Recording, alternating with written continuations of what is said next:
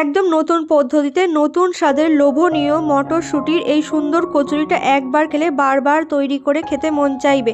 এতটাই টেস্টি আর লোভনীয়, এতটা মজাদার। তার জন্য আমি প্রথমে নিয়ে নিলাম একটি বোলের মধ্যে 1 কাপ পরিমাণ ময়দা। ময়দার পরিবর্তে আপনারা এখানে আটাও ব্যবহার করতে পারেন। দিয়ে দিলাম হাফ চামচের মতো লবণ, হাফ চামচের মতন জোয়ান আর 1 চামচের মতো সাদা তেল দিয়ে সুন্দর করে ভালোভাবে মেখে ময়ান করে নিলাম। এবার সুন্দর করে ভালোভাবে মেখে নিয়ে এর মধ্যে অল্প অল্প উষ্ণ গরম জল দিয়ে আমি একটা সফট নরম ডো এখানে রেডি করে নেব। ডোটা কিন্তু খুবই সুন্দর করে একদম সফট নরম করে কিন্তু মাখতে হবে বন্ধুরা। তো বন্ধুরা, ডোটিকে আমি সুন্দর করে একদম নরম সফট করে ভালোভাবে মেখে নিয়েছি। এবার এর থেকে আমি মিডিয়াম সাইজের ছোট ছোট করে লেচি কেটে নেব। তো বন্ধুরা, আমি এখানে সুন্দর করে ছোট ছোট করে লেচি কেটে নিয়েছি। লেচিগুলোকে 10 মিনিটের জন্য রেস্টে রেখে দিলাম। এবার ওভেনের ওপরে 1 চামচের মতো তেল গরম করে নিয়ে গোটা জিরে আর দিয়ে দিলাম একটা ছোট্ট মিডিয়াম সাইজের পেঁয়াজ দিয়ে আমি সুন্দর করে হালকা একটু ভেজে নিলাম। এবার এর মধ্যে দিয়ে দেব রসুন আর আদা। এবার রসুন আর আদা দিয়ে এর মধ্যে দিয়ে দিলাম 1 কাপ পরিমাণ মটরশুঁটি। সুন্দর করে এবার সমস্ত উপকরণগুলো ভালোভাবে 2 থেকে 3 মিনিটের মতো ভেজে নেব, গ্যাসের ফ্লেমটা লোতে রেখে দিয়ে। সুন্দর করে বন্ধুরা ভেজে নিয়েছি, এর থেকে আর বেশি ভাজবো না।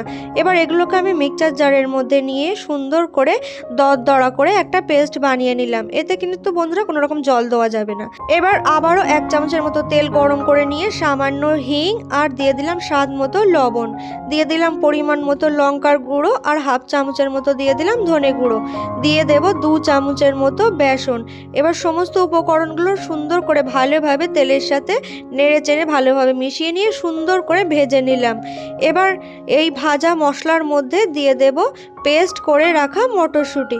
সুন্দর করে এবার মশলার সাথে ভালোভাবে গ্যাসের ফ্লেমটা লোতে রেখে দিয়ে সুন্দর করে ভেজে আমি পুরটাকে কিন্তু রেডি করে এক সাইডে রেখে দিলাম। এবার যে বন্ধুরা আমি ছোট ছোট বলের মতো করে লেচিগুলো রেডি করে রেখেছিলাম, এবার লেচিগুলোকে সুন্দর করে হাতের ওপর নিয়ে এরকম বলের মতো করে নিয়ে সুন্দর করে ঘুরিয়ে ঘুরিয়ে একটা বাটি আমি এইভাবে রেডি করে নিলাম।